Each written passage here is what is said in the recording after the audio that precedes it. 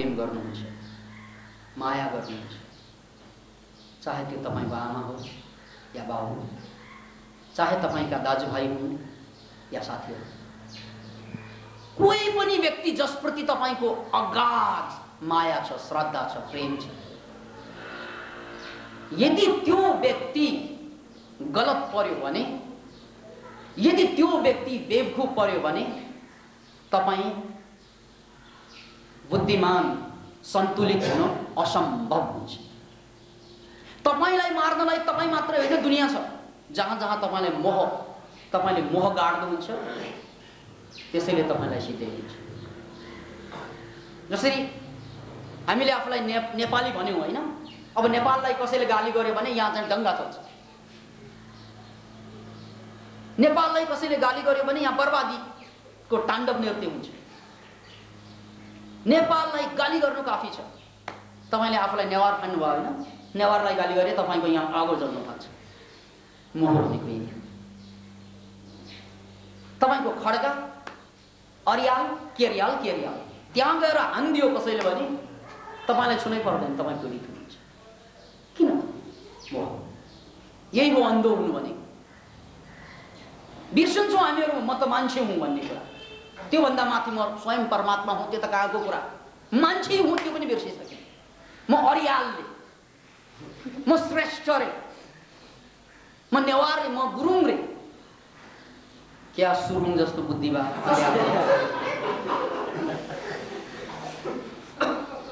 मान्छे पनि बनेको छैन, अब यो मोरा परमात्मा कहिले बन्ने हो? अहिले मान्छे बन्नु स्टेप चालेको छैन। अब ऊ के भन्छ, पक्का हिन्दू कसरी बन्ने, फेरि त्यहाँ अर्को युद्ध हुन्छ, पक्का बौद्ध कसरी बन्ने, पक्का मुसलमान कसरी बन्ने। मान्छे बन्नेतिर होइन। फेरि यहाँनिर ओसो विकी भन्ने एकजना रसियन साइकिक पावर भएको मान्छे, त्यसको एउटा प्रसङ्ग म जोड्न चाहन्छु। रसियामा ओसो विकीको एक्सपेरिमेन्ट भयो। त्यो के त भन्नाले, ओसो विकी एउटा कोठामा बसे,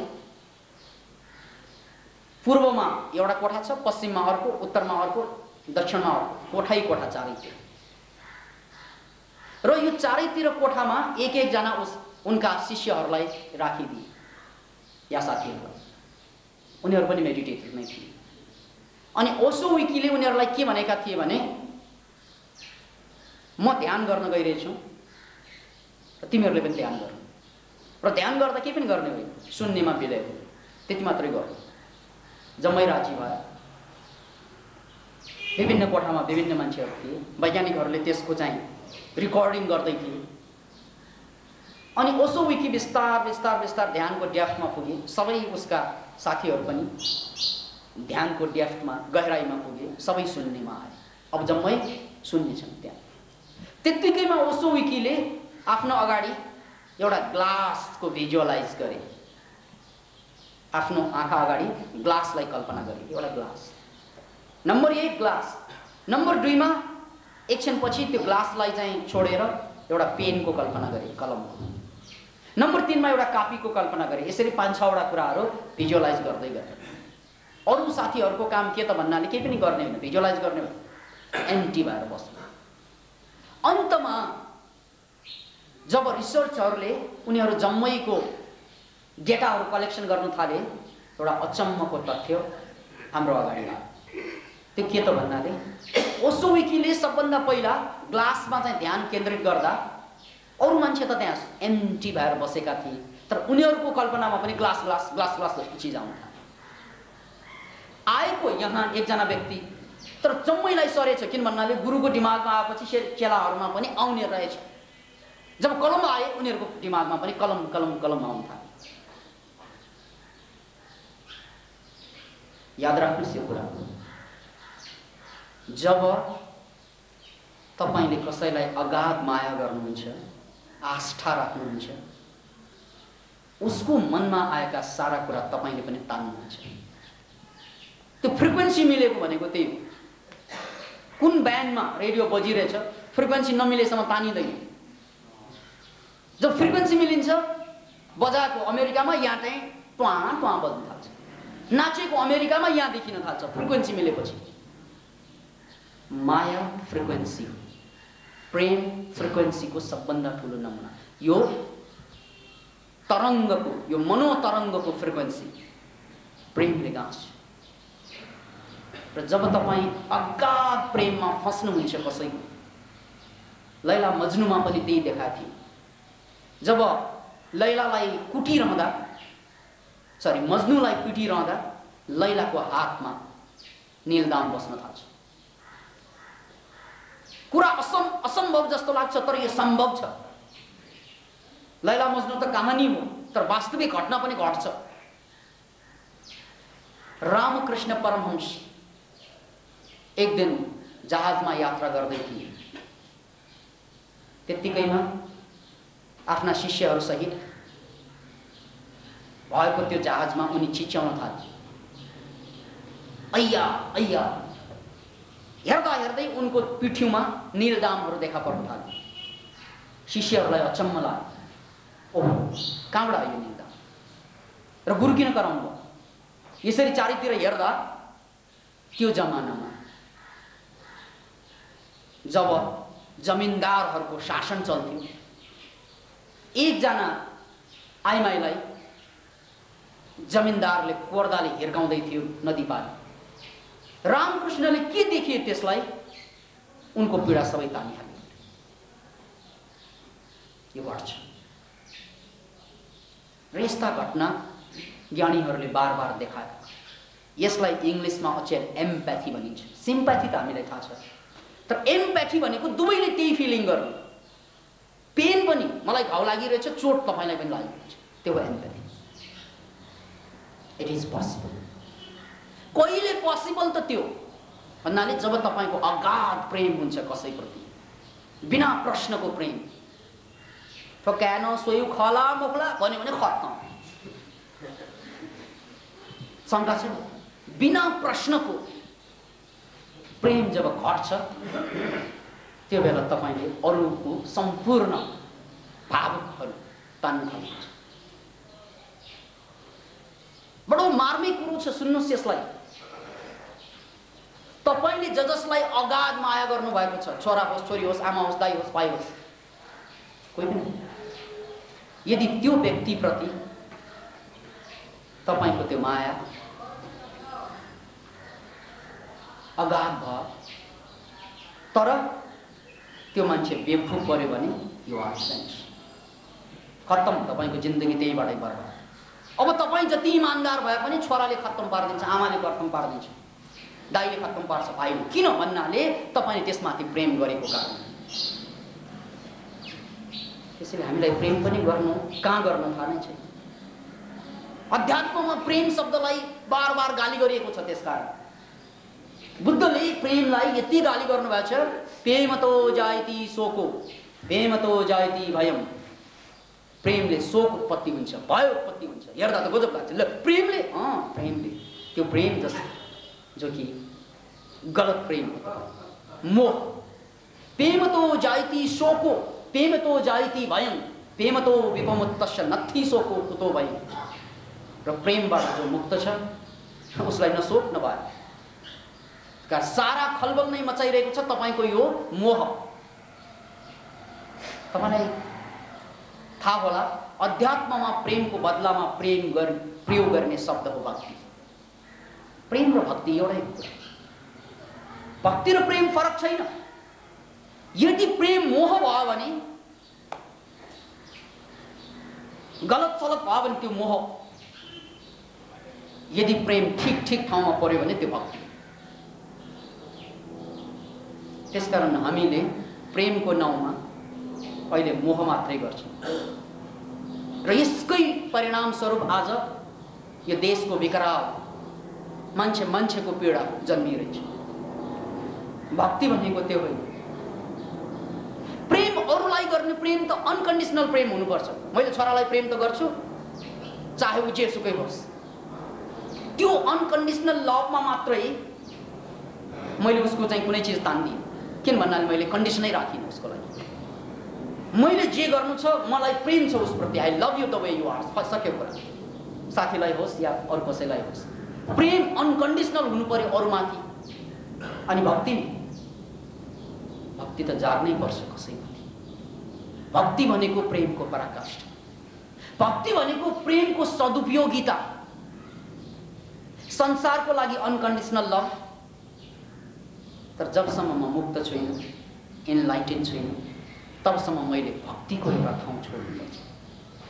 किन भन्नाले भक्ति भनेको मेरो स्रोत, जहाँबाट मैले एनर्जी तान्छु। मैले जहाँ जहाँ आस्था राख्छु त्यहाँबाट एनर्जी तानिन्छु।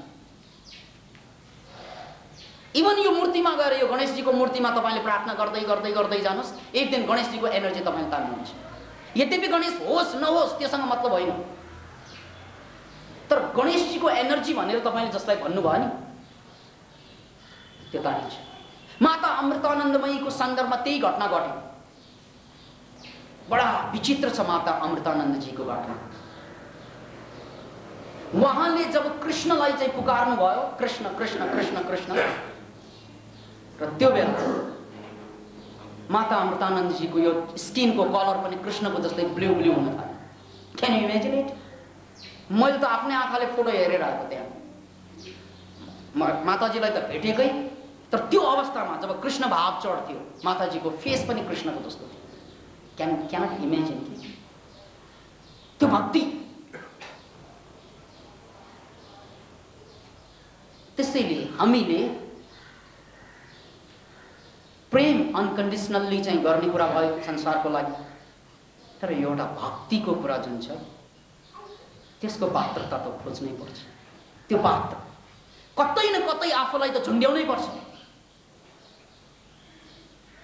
अनि तपाईले केही गर्नु पर्दैन, मेरो भक्ति छ। जब भक्ति हुन्छ नि, त्यो भक्ति जसमाथि भएको हो त्यसमा सद्गुण आयो भने तपाईमा आयो। You have to do nothing. गजब छैन र कुरा? तपाईले केही पनि गर्नु पर्दैन। जसमाथि अगाध प्रेम छ उसमा ज्ञान पलायो भने त्यो ज्ञान तपाईमा पनि सर्न थाल्छ, अथवा उसमा पहिल्यै विद्यमान ज्ञान तपाईतिर पनि यात्रा गर्न थाल्छ। त्यो हो भक्तिको कुरा। त्यो भक्तिको पात्रता हामीले जीवनमा खोज्नुपर्छ। र त्यो पात्रता खोजिएन भने हामी जहिले पनि चुकिया हुन्छ। हामी किन चुक्छौँ त भन्नाले त्यो भक्तिको पात्रतासँग हाम्रो लिङ्कै छैन।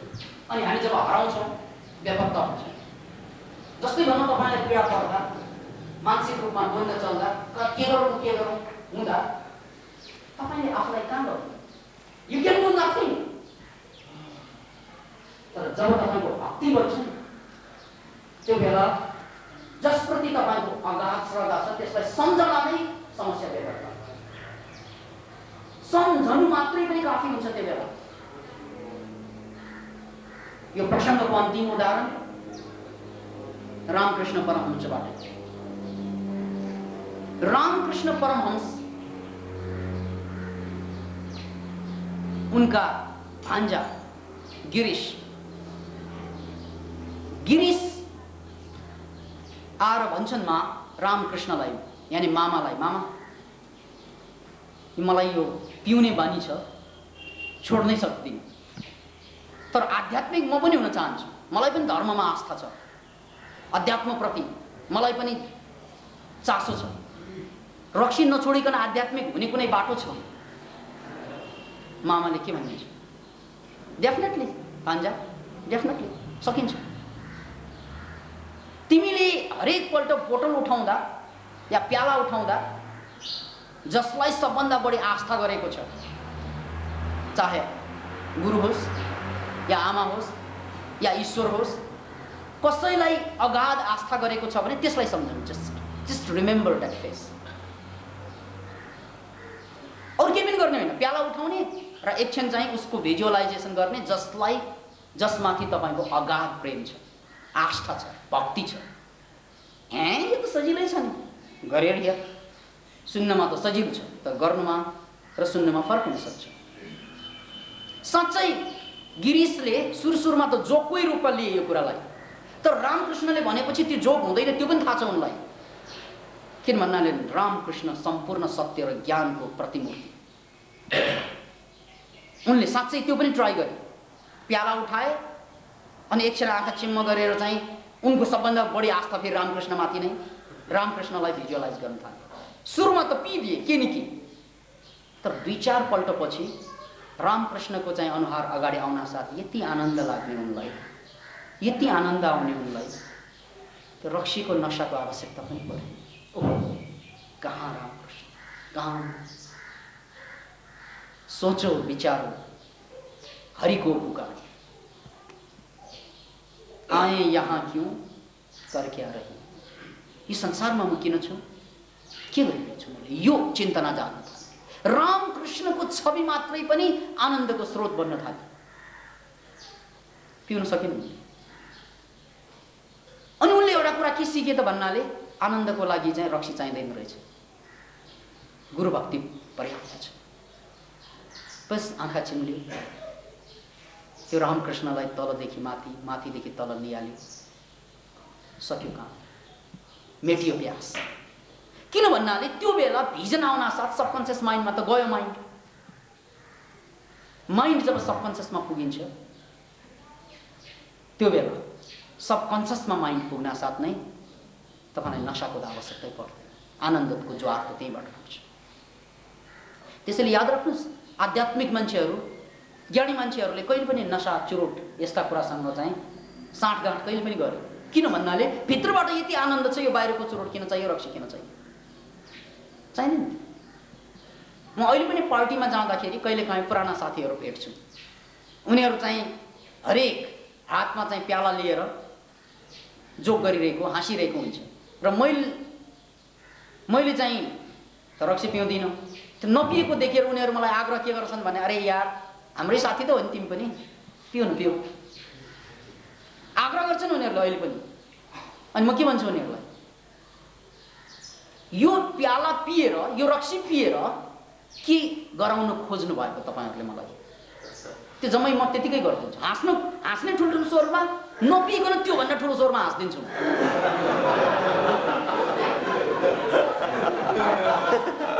नचाउनु खोज्नु भएको, नपिइकन त्यो भन्दा बेसी हाँस्दिन्छु।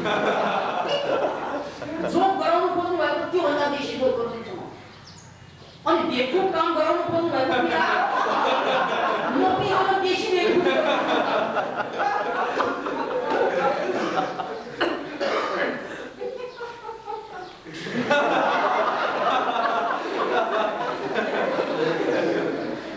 बेवकुफीमा गरेको, बेहोसमा गरेको बेवकुफी त छिटै खत्म हुन्छ। होसमा गरेको, योजना बनाएर सुनियोजित बेवकुफी त रोक्दै रोकिन्छ।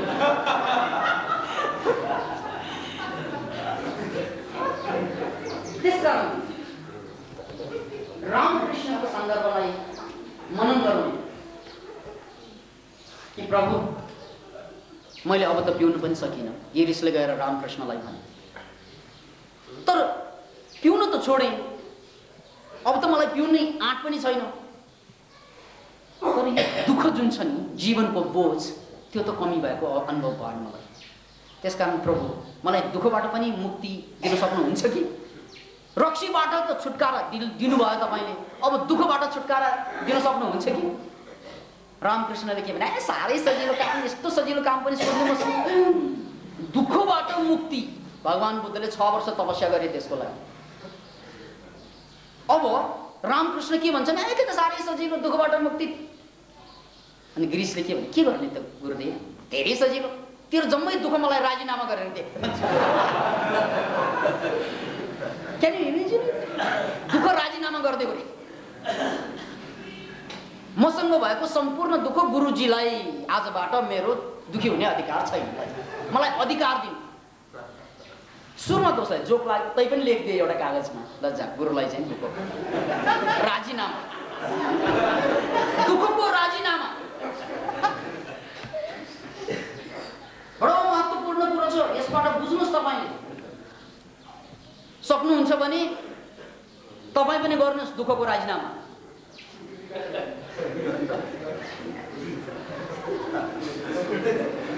स्वीकृति खोज्यो भने विकृति पलाउँछ। यो वान वे ट्राफिक गरियो, सक्यो। धामी पनि आफै, बोक्सी पनि आफै, लज्जा। साँच्चै राजीनामा गरी भयो के त? जब जब उसलाई चाहिँ दुःखको अवस्था आउँछ नि, त्यो बेला मैले त राजीनामा गरिसकेँ।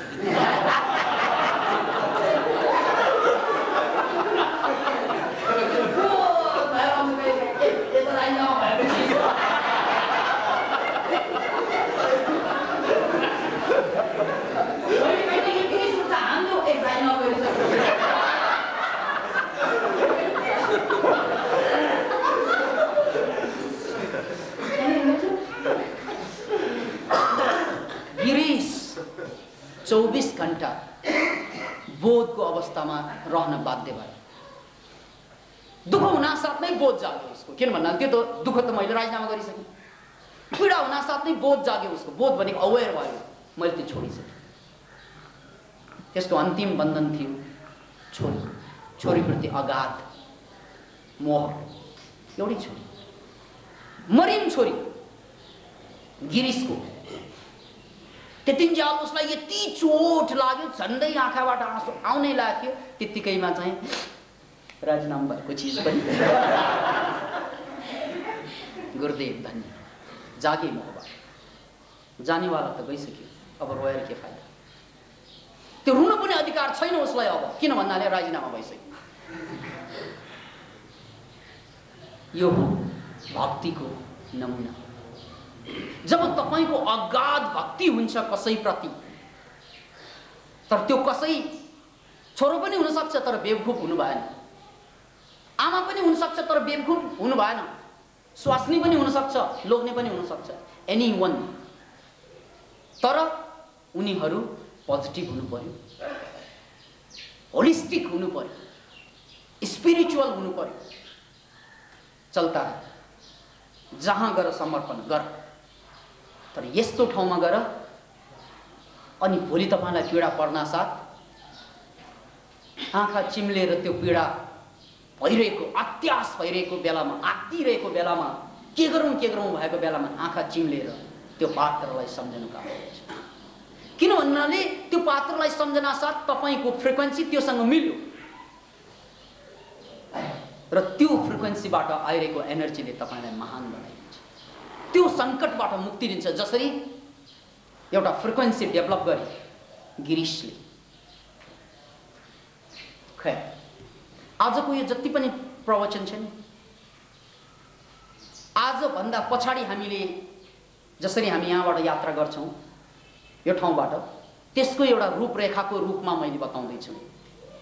त्यसकारण मेरो यो आजको प्रवचनलाई हामीले छलफल गरेर अगाडि कसरी बढ्ने नियम बनाउने सिलसिलाको पहिलो बिन्दु सम्झनुहोस् यसलाई।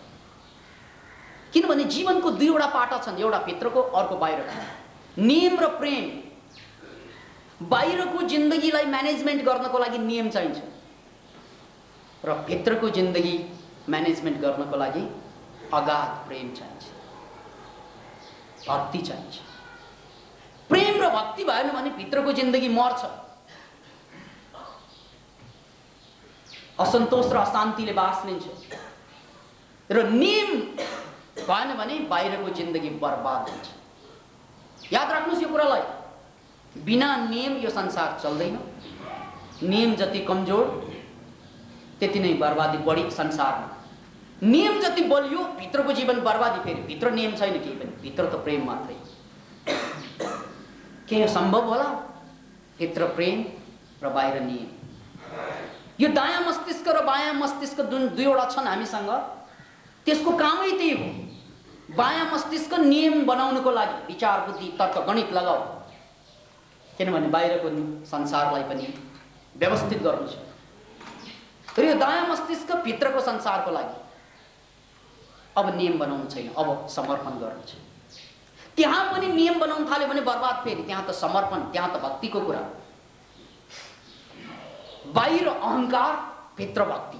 वाह, कस्तो होला त्यो जिन्दगी। बाहिर अहंकार, किनभने अहंकारको बोध भइदिएन भने अब अहंकार शब्दैदेखि मान्छेलाई एलर्जी होला। फेरि धार्मिक मान्छेहरू, किन भन्नाले धर्मले बार बार अहंकार गर्नु हुँदैन भनेर सिकाएर ल्यायो। हो, कुरा ठिक हो, अहंकार गर्नु हुँदैन भित्रको जिन्दगीमा, तर बाहिरको जिन्दगीमा बिना अहंकार चल्दैन। जस्तै बाघ जंगलमा त राम्रो, चिडियाघरमा त ठिकै छ नि, तर त्यो कोठाभित्र बसेको बर्बादी हो। कोठाभित्र बाघ आउनु भएन, तर जंगलमा त बाघ हुनै पर्छ। त्यस्तै अहंकार बाहिरको जिन्दगीमा हुनै पर्छ। बाहिरको जिन्दगीमा अहंकार भएन भने हामी बर्बाद हुन्छौँ। भित्रको जिन्दगीमा अहंकार आयो भने बर्बाद हुन्छ। त्यसकारण त्यो धार्मिक मान्छेहरूले भन्ने कुरा आधा सत्य। अहंकार बाहिरको जिन्दगीको लागि र भित्रको जिन्दगीको लागि अहंकार हो। यो बाह्य मस्तिष्क विचार बुद्धि तर्क यसको काम नै म्यानेजमेन्ट अफ लाइफ, र यो भित्रको जिन्दगी जुन छ दायाँ मस्तिष्क, यो म्यानेजमेन्ट होइन। यो फिलिङ अफ लाइफ, प्रेमको एहसास गर्न, आनन्दको एहसास गर्न, भक्तिको एहसास गर्न, ज्ञानको एहसास गर्नको लागि यो ब्रेन। तर दुर्भाग्यवश हामीले यो ब्रेन त प्रयोगै गर्दैनौँ। खैर, यसोस्ले हामीले आज छलफल गर्नै पर्छ कि यो ठाउँ हामीले पाएका छौँ र यो ठाउँको एउटा यस्तो ठाउँको रूपमा विकसित गरौँ हामीले यसलाई, जहाँ आएर तपाईको 1 हप्तासम्म चार्ज होस्। यहाँबाट बाहिर गएपछि 1 हप्तासम्म तपाईलाई दुःखले नछोस्, पीडाले नझम्ट्युन्, बेवकुफी र बेइमानीले नठिच्युन्। त्यसको लागि यो 2-3 घण्टा त बडो महत्त्वपूर्ण कुरा हुन सक्छ। त्यसको लागि अलिकति तपाईँ हामी चाहिँ नियमको अथवा व्यवस्थाको निर्माणमा पनि लाग्छ। किनभने अहिलेसम्मको हाम्रो प्रवचनमा 2-4 वटा कुरा भइरहेका छन्। जस्तै यी भाइ उठेर गए बिचमा, अब हेर्नलाई डिस्टर्ब हुन्छ। नियम नभएको कारण अब अर्को उठ्छ, त्यहाँ फेरि अर्को उठ्ला, त्यो सेन्स छैन हामीसँग। किन भन्नाले स्वतन्त्र भनेपछि हामी अरूको मुखमा ठुक्नेलाई पनि स्वतन्त्र भन्छ। हाम्रो स्वतन्त्रताको अर्थ त्यो हुन्छ, स्वतन्त्र नि ठुक।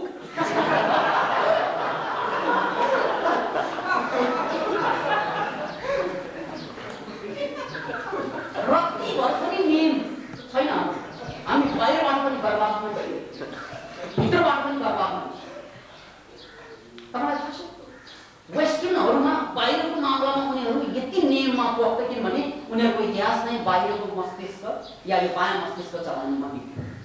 त्यसकारण उनीहरूले जति सम्पत्ति उत्पादन गरे, जति साइन्स र टेक्नोलोजी ल्याए हामीले सक्यौँ। किन भन्दाखेरि हामीले यो बायाँले चलाउँदैनौँ, अब दायाँ चलाउने मान्छे हाम्रो संसारमा हामी त दुवैबाट लुटिएका। न दायाँ मस्तिष्क चलाएर हामी बुद्ध जस्तो बन्न सकिरहेका छौँ, न बायाँ मस्तिष्क चलाएर हामी आइन्स्टाइन जस्तो बन्न सकिरहेका छौँ। हामीलाई त ताक्रै। त्यसकारण एउटा कुरा त पक्कै बुझ्नुपर्छ, आध्यात्मिक चिन्तना भनेको एउटा पक्ष मात्रै हो जीवनको, भौतिक चिन्तना अर्को पक्ष हो जीवन। यो दुवै साथसाथ जानु कुरा, किनभने मस्तिष्कै त्यस्तो छ, दुवै जानुपर्छ साथसाथ। त्यसैले पश्चिमेली मान्छेहरूमा एउटा गजबको अनुशासन म भेट्टाउँछु। जस्तै प्रवचनमा पनि उनीहरू यति अनुशासित हुन्छन् कि कुनै प्रश्न सोध्नु पर्यो भने पहिला हात उठाउँछन्। हामी त पहिला चिच्याउँछौँ, डिस्टर्ब गर्छौँ अरूलाई। त्यो पटक्कै हामीमा अनुशासन छैन र त्यो नभएपछि हाम्रो सिस्टम अगाडि बढ्दैन। हुन त हामीले दिन खोजेको स्वतन्त्रता हो, मुक्ति हो, तर यो स्वतन्त्रता र मुक्ति पनि बन्धनको अभ्यासबाट आउँछ, बन्धनको सदुपयोगिताबाट आउँछ। चिया खाने होइन तपाईँले, खै चिया ल्याऊ भन्ना साथ गरेर आकाशबाट टुवारेर आउँदैन। चियाको लागि कप चाहिन्छ। कपको ठाउँमा कटारोमा हालेर ल्याइदियो भने खाने चिया कसैले पनि खाँदैन चिया। अथवा पाल परेको, कसैले पनि चिया खान सक्दैन पाल परेको भाँडोमा हाल्यो। त्यसैले एउटा कुरा के बुझ्नुपर्छ भन्नाले भाँडो ठिक हुनुपर्छ, भाँडो सफा हुनुपर्छ, भाँडो राम्रो पनि हुनुपर्छ, आँखालाई सुहाउने पनि हुनुपर्छ। त्यो जम्मै भएपछि मात्रै त्यसमा चाहिँ चिया खाने मजा पनि लाग्छ। नत्र भने कटारोमा चिया राखिदियो भने साह्रै भोको मान्छेले त खाँदो होला, तर सामान्य मान्छेले खाँदैन। भोकाको बेलामा त केही पनि देखिँदैन। खाने चिया चिया ल्याऊ भन्नासाथ ग्लास आउँछ, ए मोरा चिया चिया ग्लास किन ल्याएको भन्नु पाइन्छ? पाइँदैन। ग्लास त आउँछ नि भित्र, फाल परेको ग्लास, फोहोर ग्लास आयो भने त्यो चिया पनि बर्बाद। त्यसकारण हामी कुरा त मुक्तिकै गर्छौँ, स्वतन्त्रकै गर्छौँ, तर यो स्वतन्त्रताको लागि केही बन्धन त खप्नै पर्छ, केही अनुशासन त झेल्नै पर्छ। यही अनुशासन जति बलियो हुन्छ त्यसकै बेसमा पलाउँछ मुक्ति पनि। अब यहाँ दुनियाँको बेवकुफी र बेइमानी हेर्नुहोस्, एक थरी मान्छे त कस्तो भन्नाले बन्धनमा नै नपराउने, अरूको मुखमा ठुकेर हिँड्ने, जथाभावी गर्ने, त्यो स्वतन्त्रता होइन। और अर्को थरी मान्छे स्वतन्त्रताको नाउँमा जथाभावी गर्ने मान्छेहरूको विपरीत, खाली बन्धनै नियमै नियम निर्माण गर्ने, त्यसमाथि प्रेम मरेको छ। यो बीचको तारतम्य खोज्ने, नियम र प्रेमको बीचको तारतम्य।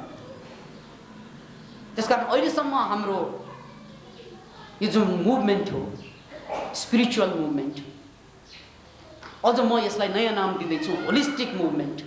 किन भन्नाले स्पिरिचुअल मुभमेन्ट भन्नासाथ धर्मको, अध्यात्मको, दर्शनको कुरा आउँछ।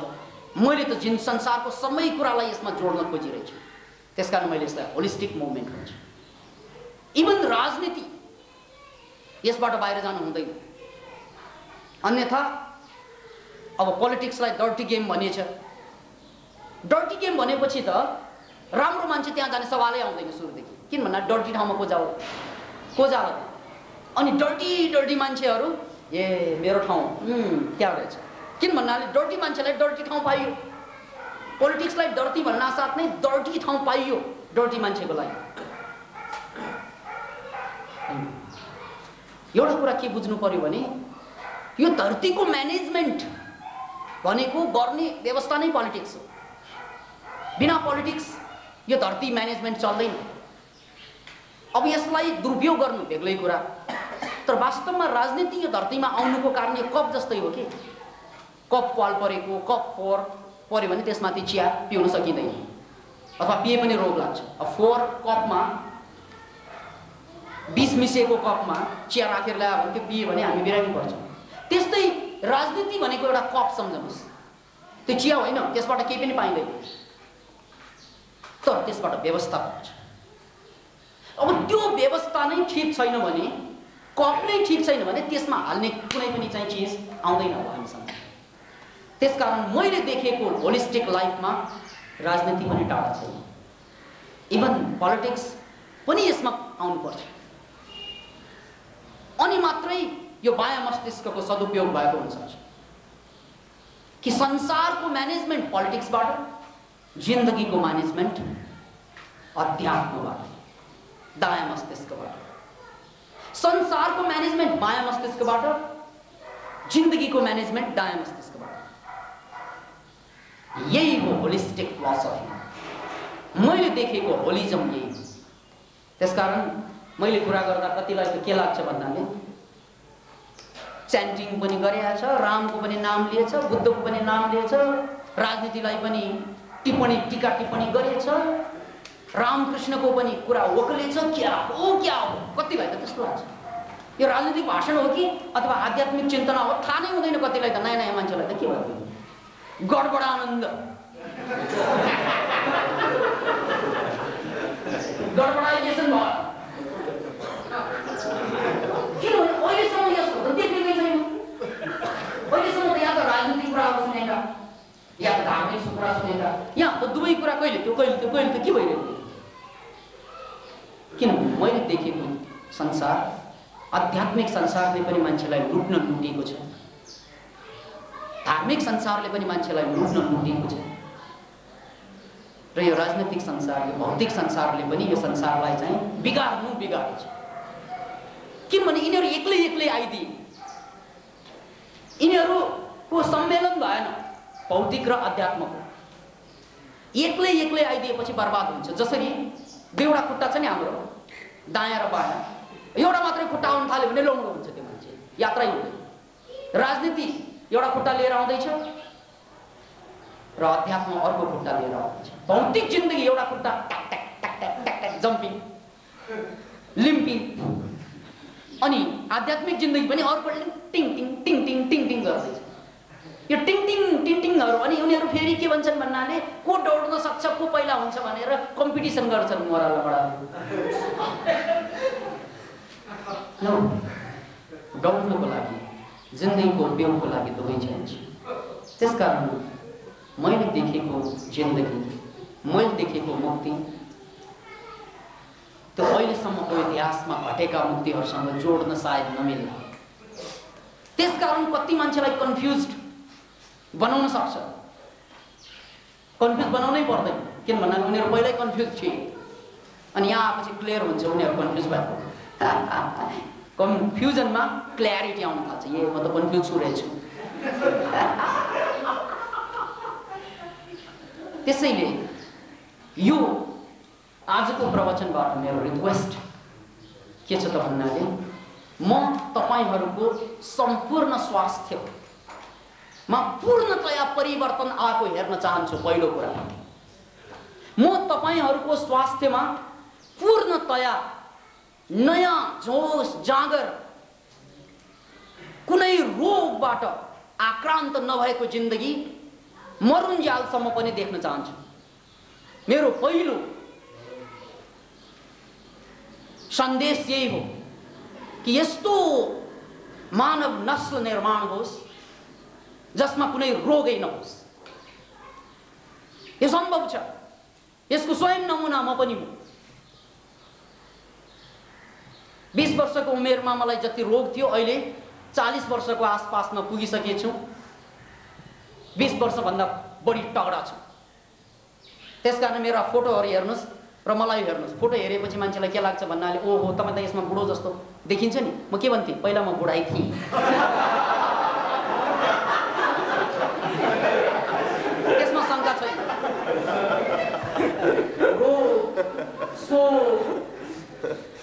नचाहिने महत्वाकांक्षा लिएर बाँच्नु, त्यो भन्दा ठुलो बुढापना अरु के होला। वृद्धै थिए पहिला म, अब बिस्तारै बालक हुँदैछु।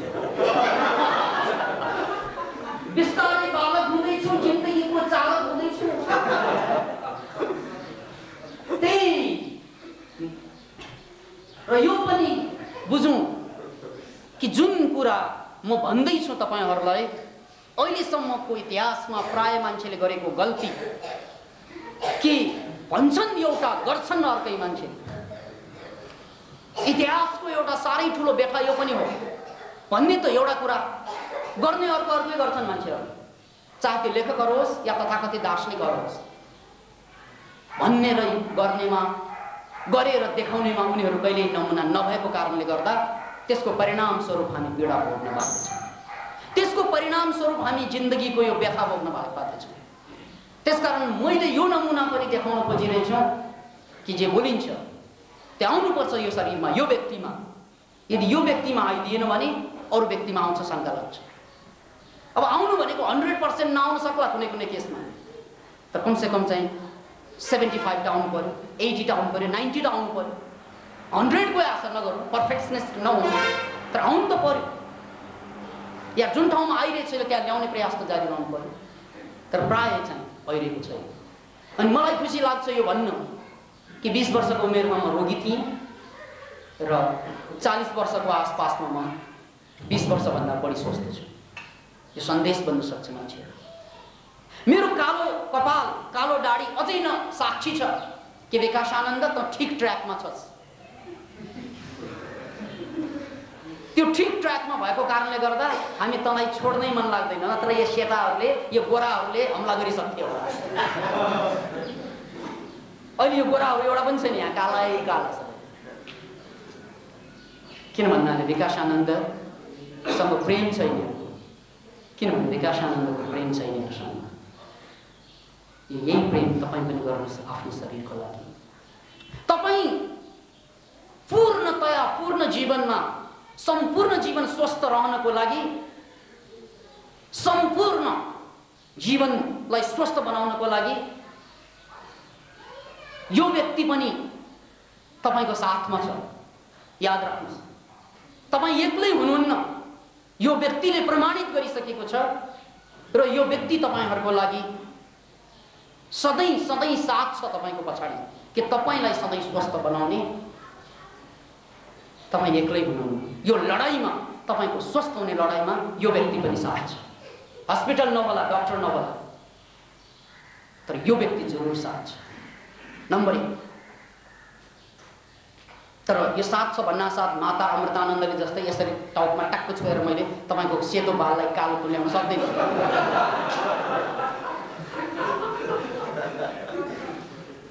यसमा मैले 5 वटा सूत्र तपाईँको अगाडि सारेको छु।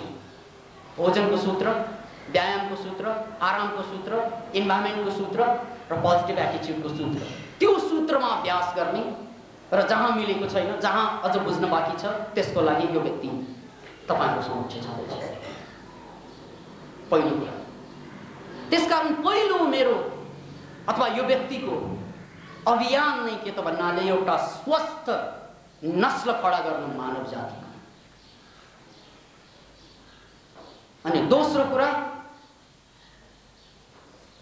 तनाव मुक्त, ह्याप्पी, जोली, खुशी मान्छे, साइकोलोजिकली जो हल्का फुल्का ह्याप्पी छ, त्यो अवस्था खडा गर्नु जहाँ जीवनका हरेक बोझलाई पनि मोज गर्न सक्नु। इभन बोझ आइरहेको छ, त्यो बोझलाई पनि मोज गर्न सक्नु। एउटा किताब प्रेसमा गएको छ अहिले, नकारात्मकताको सदुपयोगिता। यो 1-2 महिनामा निस्कन्छ, प्रतीक्षा गर्नुहोस्। नकारात्मकताको सदुपयोगिता। र त्यो शीर्षक ज्ञान योगको शीर्षकमा क्यासेटमा छ, सुन्न चाहनुहुन्छ भने। किनभने जिन्दगीमा जति पनि नकारात्मक कुरा तपाईँले भेटाउनु भयो, त्यो जम्मै सम्पत्ति हो तपाईँको।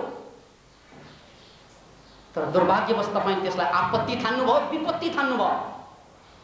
तर त्यसकारण तपाईँ लखपतिको बदला च्याम्पति हुनुभयो। जिन्दगीमा जति पनि व्यथा आउँछन्, त्यो सम्पूर्ण व्यथा शक्ति हो। जिन्दगीमा जति पनि नेगेटिभ र नकारात्मक नमिल्ने कुराहरू छन्, त्यो जम्मै सम्पत्ति हो तपाईको। त्यसलाई बुझ्नुस्। नकारात्मकताको उपयोग गर्न सिकौं, किन भन्नाले सकारात्मकताको उपयोग हामी जम्मैलाई थाहा छ। तर नकारात्मक भएपछि हामी वी आर लस्ट। जहाँ हामीलाई पीडा हुन्छ, के गरौँ हुन्छ, के गरौँ भएपछि कोही पागलै बनिदिन्छ, कोही रक्सी खाइदिन्छ, कोही चोट खाइदिन्छ, कोही ट्वाल टेलिभिजन हेरेर चाहिँ बिर्सिदिन्छ समस्यालाई।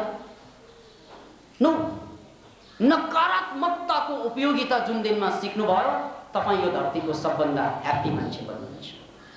अहिलेसम्मको हाम्रो बेवकुफी र बेइमानी के त भन्नाले युद्ध चल्यो नकारात्मकतासँग र हामी जहिले पनि परास्त हार्यौं।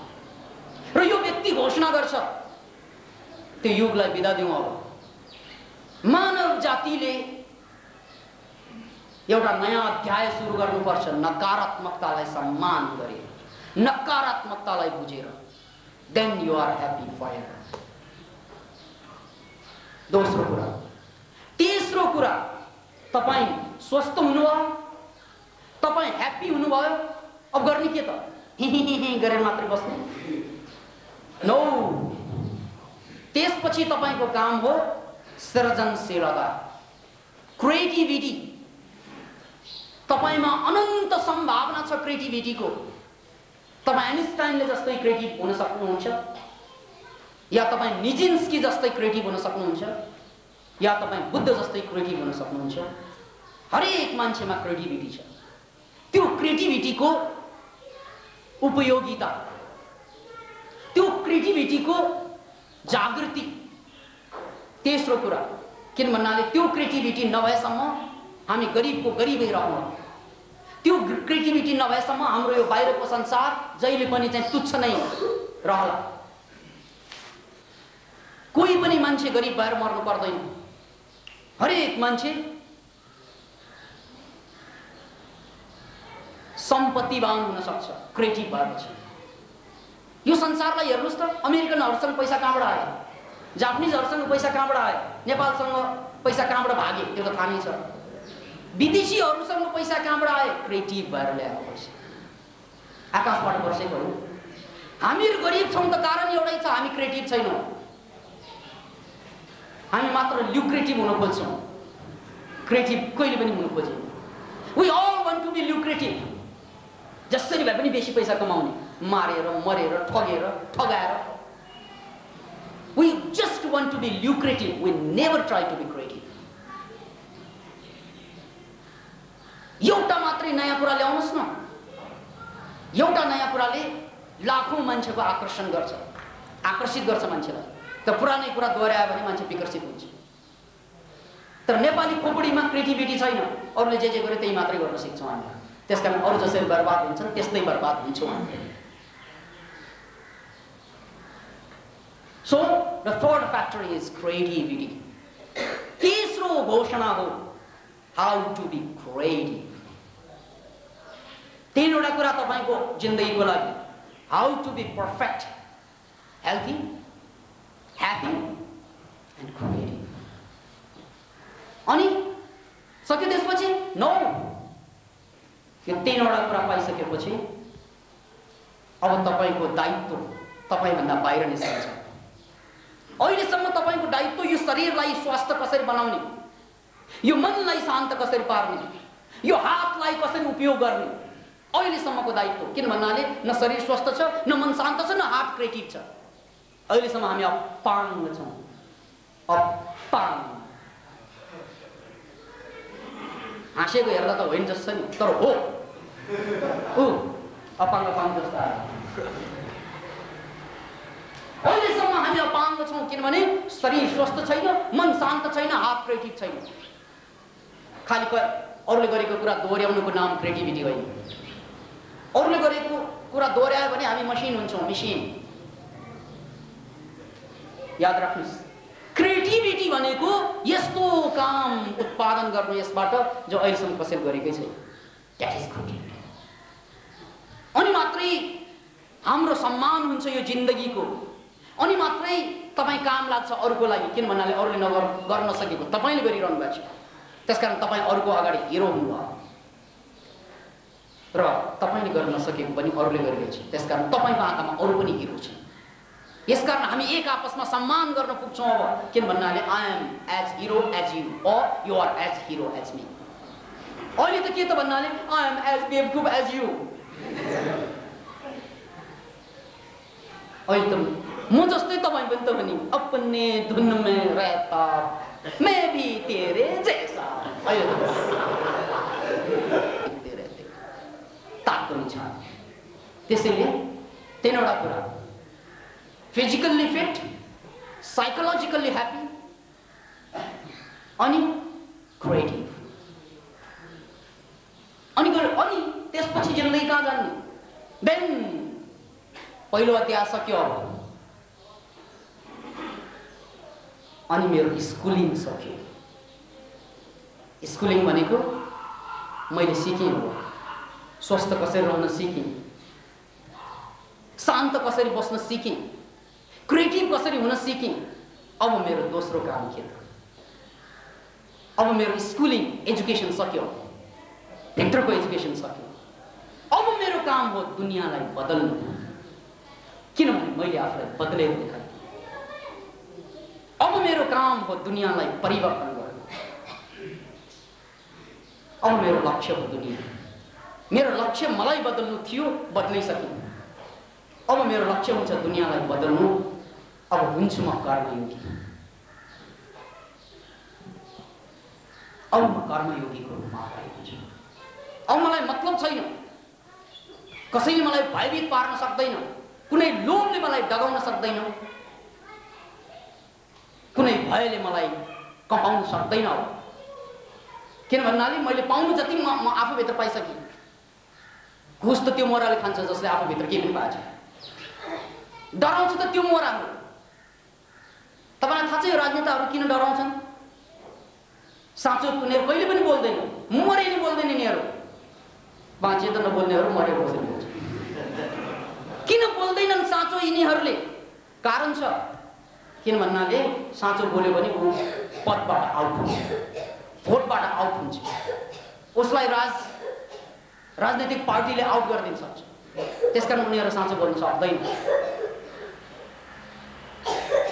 अब राजनीतिक पार्टीबाट आउट भयो भने यो मन्त्री, यो प्रधानमन्त्री, यो उपमन्त्री, यो उपमन्त्री के मन्त्री छन्, यिनीहरू फेरि आवार के गर्ने आउँदैन। जिन्दगीभर केही सिकेको छैन यिनीहरू। प्रायले है केही जानेकै छैन यिनीहरू, कुनै क्रिएटिभिटी लाइफमा छैन यिनीहरूको। त्यसकारण उनीहरूलाई मरे नि कुर्सीसँग टाँस्नु छ, किनभने उनीहरूको अस्तित्व भनेकै कुर्सी। हाम्रा पहिला पहिला घर घरमा चाहिँ त्यो उडुस उपियाँ हुन्थ्यो। यो उडुस उपियाँ खाटको त्यो चाहिँ खाटमा कुर्सीमा फ्रेममा गएर बस्छन् कि, किनभने उनीहरू यसरी च्यापिन्छन् त्यहाँ, अरू ठाउँमा त मारिदिन्छ। त्यसकारण त्यो कुर्सीको चाहिँ बिचबिचमा चिडाहरू हुन्छन् नि, त्यो चिरामा प्वाल हुन्छ, प्वालभित्र लुकेका हुन्छन् शासकहरू। कि त्यहाँबाट बाहिर आयो कि जिन्दगी खत्तम यो यी उडुस र उपियाँ। किन केही जानेकै छ, के गर्ने? अब केही नजानेको मोरा कुर्सीमा चढ्न साथ उनीहरूको भाषण छापिन्छ, टेलिभिजनमा देखाउँछ, उनीहरू दार्शनिक बन्छन् एकाएक। बडा गजब गजबका कुरा गर्छन् उनीहरूले, बडा गजब गजबका। लालू प्रसाद यादव को कुरा गरी आऊं,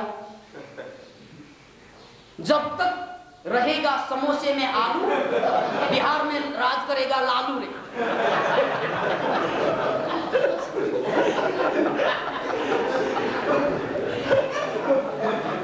एकचोटि जापान को सायद त्यो मन्त्री प्रधानमन्त्री को होला आएछ त्यहाँ, र त्यो बेला आउनासाथ ठुलो उनीहरूको कन्फरेन्स भएको अन्तर्क्रिया पनि थियो क्यारे।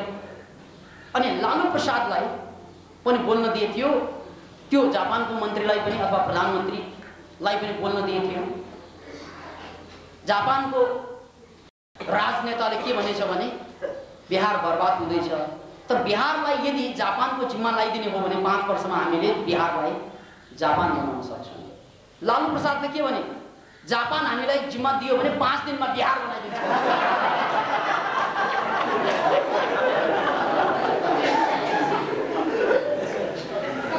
ठीक भने लालूले,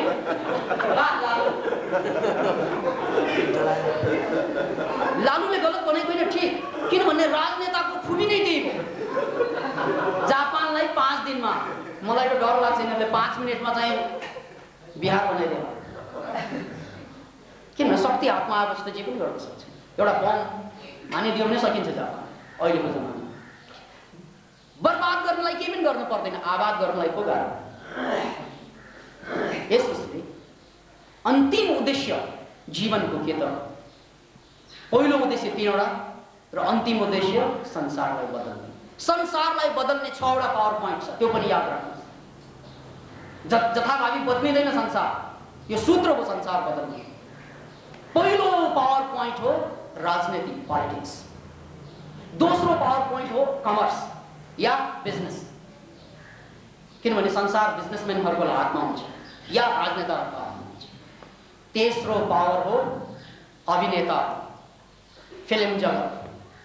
चौथो पावर हो खेल जगत। पत्रिका पल्टाउनुहोस्, हरेक पत्रिकामा खेल जगतको विवरण आउँछ, चाहे मान्छेले पढ्नु नपढ्नु केही मतलब छैन। चौथो पावर पोइन्ट खेल जगत। 5औं पावर पोइन्ट हो जर्नलिज्म। यो संसारलाई बदल्ने सबभन्दा ठुलो हात हुन्छ जर्नलिस्टहरूको। यो जर्नलिस्टहरूकै कारणले गर्दा आज हामी जीवन रुमल्लिनु पुग्यो भने एउटा कारण उनीहरू पनि हो। किन भन्दा उनीहरूले हामीलाई चाहिने न्युज कहिले पनि दिए। 70% न्युज नेगेटिभ हुन्छन् र यो नेगेटिभ न्युज हेरेर हामी कहिले पनि पोजिटिभ हुन सक्दैनौँ। न्युजको मतलब नै नेगेटिभिटी। यसैले याद राख्नुहोस्, 5औं पावर पोइन्ट हो जर्नलिज्म र 6औं पावर पोइन्ट हो एजुकेसन। किनभने एजुकेटेड आज यो घर घरमा हाम्रा मान्छेहरू रोगी छन्, घर घरमा छोराछोरीहरू बिग्रिरहेछन्, चुरोट पिउँछन्, रक्सी पिउँछन्, जाँड पिउँछन्, जथावादी गर्छन्, हामीले देखिरहेका छौँ। समाज भ्रष्ट हुँदैछ भने त्यो भ्रष्टतामा सबभन्दा ठुलो योगदान दिने टिचर्सहरू, स्कुल। किन भन्नाले उसलाई मान्छे बन्न, जीवन बनाउने सिकाउने फल हो जब त्यो आफैमा चाहिँ कन्फ्युजनमा छ भने। यदि विद्यार्थीले चुरोट खान्छन् भने यो टिचरहरूको गडबडी हो। यदि कोही विद्यार्थीले स्म्याक खान्छन् भने टिचरहरूको गडबडी हो। कोही विद्यार्थी बिरामी पर्छन्, जथावादी गर्छन् भने टिचरहरूको गडबडी हो। किनभने एजुकेसनको ढाँचै हुनुपर्छ कि उनीहरूलाई जिन्दगी कसरी बाँच्ने। त्यहाँबाट जिन्दगी उनीहरूले सिकेनन् भने कहिले सिक्ने त? सिक्ने ठाउँमा उनीहरू बर्बाद भएछ। चिंगारी कोई भड़के तो सावन उसे बुझाए, सावन जो अग्नि लगाए तो उसे कौन बुझाए। आगो बल्यो भने निभाउनलाई पानी जवाफ छ त्यहाँ, तर पानीले आगो लगायो भने के बुझाउनु? त्यसकारण एजुकेसन सबभन्दा खतरनाक केन्द्रबिन्दु जहाँबाट सबै मान्छेलाई चाहिँ फोटोकपी जस्तै डुप्लिकेट निकाल्ने। We all are duplicate, photocopy. के को फोटोकपी त भन्नाले बेवकुफीको, बेइमानीको, कमजोरीको, विनाशको फोटोकपी। कोही पनि मान्छेलाई युनिक बनाएनन्। स्कुलमा हेर्नुहोस् त, हरेक स्कुलमा यहाँ टाई लाएर युनिफर्मले, युनिफर्म भनेकै त्यही डुप्लिकेट गरेको होइन, त्यो जम्मै त्यस्तै त्यस्तै त्यस्तै त्यस्तै। अब त्यहाँ एकजना बेवकुफ पर्यो भने जम्मै युनिफर्ममा आउनु पर्यो नि। युनिफर्मले वे आर बेवकुफ। कोही कम छैन न, टिचरहरूको पनि फेरि लाउनुपर्छ है। हामी पनि त्यस्तै, तिमीहरू जस्तै। अपने धुन में रहता हूँ मैं भी तेरे जैसा। याद राख्नुहोस्। त्यसकारण एजुकेसनको च्याप्टर वैदिक परम्परामा गुरुकुलको कन्सेप्ट थियो, जहाँ सद्गुरुले गएर शस्त्र शास्त्रका कुराहरू सिकाउँथे। हरेक व्यक्तिलाई एक से एक निकालिदिन्थे। एकचोटि हेर्नुहोस् त महाभारत, पल्टाउनुहोस् महाभारत। पञ्चपाण्डवमा द्रोणाचार्यको, स्वयं द्रोणाचार्यको शिष्य अर्जुन पनि, स्वयं द्रोणाचार्यको शिष्य युधिष्ठिर पनि। आकाश र जमिनको फरक। भीष्मको अर्कै गुण, अर्जुनको अर्कै गुण, युधिष्ठिरको अर्कै गुण। एउटै गुरुका शिष्य हो, तर गुण बेग्ला बेग्लै। हामी त कस्तो भन्नाले एउटै स्कुलका प्रोडक्ट, हामी पनि त्यस्तै बेग्ला बेग्लै छैनौँ। हामी जम्मै होसियार, फटा, डर लाग्ने, बेवकुफ प्राय है, सबै ठाउँमा नहोला पनि, बेरोजगार। खोइ युनिटी, युनिकनेस खोइ, कतै पनि युनिकनेस छैन। त्यसकारण एजुकेसनले त युनिक बनाइदिनु पर्ने। तपाईहरूले जे गुण ल्याएको छ त्यही हो क्रिएटिभिटी पनि। तर एजुकेसन कहिले पनि क्रिएटिभ भएन, किनभने युनिफर्ममा ल्याइदिनु हो भने डिस्ट्रक्टिभ हो। किन तपाईँले पनि त्यही जागिर खोज्ने, मैले पनि त्यही जागिर खोज्ने, हाम्रो बिचमा खिचातान। तपाईले पनि त्यही पद खोज्ने, त्यही काम गर्न खोज्ने, म पनि गर्न खोज्ने, हामी दुईको बिचमा दुश्मनी। दुश्मनी किन भन्नाले हामीलाई सिकाएकै यही। तर युनिक को भए तपाईँ अर्कै पारामा, म अर्कै पारामा, म तपाईँलाई सम्मान गर्छु, तपाईँ मलाई सम्मान गर्छ। किन भन्नाले तपाईँ जे गर्नुहुन्छ म गर्न सक्दिनँ, र म जे गर्छु तपाईँ पनि गर्न सक्नुहुन्छ। We all are meaningful for each other. अब तपाईँले त्यही गर्ने, मैले पनि त्यही गर्ने, यहाँ मुक्का हुन्छ। अनि को बोलियो मुक्कामा त्यही जान्छ, त्यही पक्का, जसको मुक्का त्यही पक्का। अनि त्यसलाई एजुकेसन भन्छौँ फेरि हामी। त्यसकारण यो 6 वटा पावर पोइन्टलाई याद राख्नुहोस्। जिन्दगीको उद्देश्य 6 वटा पावर पोइन्ट मध्ये खोज्नुहोस् तपाईँको स्वभाव कहाँ छ। म भन्दिनँ तपाईँलाई राजनीतिमा जानु, म भन्दिनँ तपाईँलाई पोलिटिक्समा या चाहिँ व्यापार गर्नु या चाहिँ कतै जानु। तपाईँको स्वभाव खोज्नुहोस् पहिला, तपाईँका नानीहरूको स्वभाव खोज्नुहोस् पहिला। त्यो खोज्नु अगाडि त आफ्नै यी 3 वटा कुरा चाहिँ बदल्नुपर्छ। तपाईँ फिजिकली फिट कसरी हुने त्यो चिन्तना, साइकोलोजिकली ह्याप्पी कसरी हुने र क्रिएटिभ कसरी हुने त्यो 3 वटा, र त्यसपछि खोज्नुहोस् तपाईँको स्वभावले कहाँ तानिरहेछ। Then go there and change that.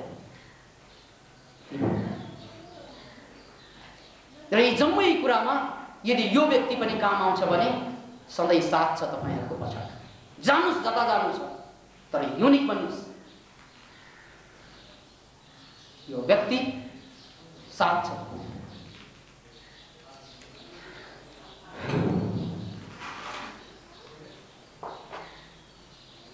भन्दै प्रवचनको सिलसिला त टुङ्ग्याउन नै गइरहेछु म। र आजबाट म रिक्वेस्ट के गर्न चाहन्छु भने एउटा कमिटी होस् हाम्रो, यो ठाउँको लागि हामीले कसरी व्यवस्था गर्ने यसलाई। किन भन्नाले यो ठाउँमा नौलो सर्दैछौँ र यसको लाभ धेरैलाई दिन्छ। त्यसकारण यो अलिकति चाहिँ यसको प्रचार पोस्टरिङबाट, पम्पलेटिङबाट, अलिकति प्रचार पत्रिकाबाट होस्। र यसलाई हामीले एउटा जिन्दगीलाई बदल्ने थलो बनाउन खोज्दैछौँ। त्यसकारण यसमा प्रवचन मात्रै होइन, प्रवचन सकेपछि ध्यानको व्यवस्था होस्। अब त्यतिन्जेलको लागि अलिकति भोक लागिसकेको हुन्छ, यहाँ टोयलेटको कमी छ, विभिन्न चिजको समस्या छ। त्यो समस्यालाई हामी मिलेर कसरी समाधान गर्ने र त्यो जम्मैको पनि छलफल होस्। त्यसैले आज म अर्को हप्तादेखि मेडिटेसनको हाम्रो यात्रा हुन्छ र आज म त्यो मेडिटेसनमा लान त चाहन्न, किनभने आज पहिलो दिन भएकोले।